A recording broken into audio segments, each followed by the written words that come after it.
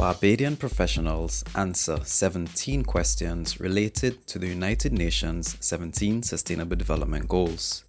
These case studies reinforce the notion that sustainable buildings represent a viable and increasingly attractive alternative to conventional buildings. The sustainable construction sector needs all participants to be focused on how their work contributes to its sustainable growth and development.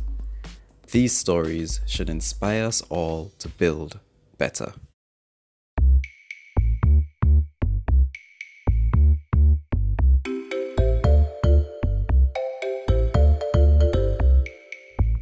In the last couple of years with the Shaw Act in Barbados, safety and health at work has become a much more important issue, as it should.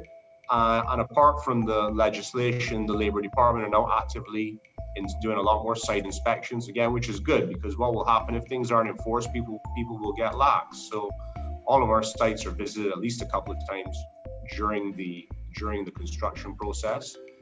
We work actively with the Labour Department to, if there's anything that we need to fix or to improve, we do it as soon as possible, and we work with them to try and make sure we are doing that as best as possible, because that is critical. And safety and health is only going to get more critical going forward. It is a requirement by contractors and everyone that actually is going to be visiting that site, that they have to meet all of the insurance criteria, because everyone that goes onto that site is insured. The main contractor, he's going to be insured for all his workers and anyone that comes onto that site that is relevant to him. My firm, the engineering firm, everyone has their level of responsibility as far as safety goes. And the only way you can ever get through to a claim is if you are proven that you have been adhering to them. The labor laws that we have here, the contractors just follow them pretty much. Water is provided,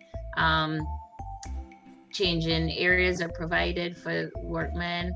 There's a construction container for site meetings and for the foreman to be able to go through drawings and meet with all the different vendors and architects and professionals on the project. We didn't have any accidents on site at all, and I did not see anyone that was violating those requirements. Being occupied now, the safety and health aspect of that came down obviously to a way that we would have designed the building, which would have covered so many aspects: lighting. It would have covered safety in terms of the materials that we've used for flooring, so that there are non-skid surfaces, for example, in washrooms, handrails at the right locations. So all the safety precautions from an interior perspective would have been guided by the codes, which then guides us on the design on how to make sure that we follow through with that. Well, they've all been heightened during COVID, that's for sure, which is not a bad thing. We actually, even before the government mandated certain protocols, we had set some up on site because we could see what was going to happen.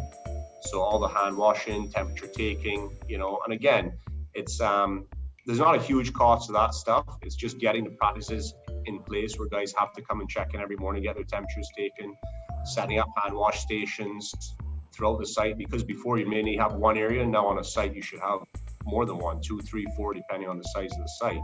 So that's how we've taken into account, COVID related protocols.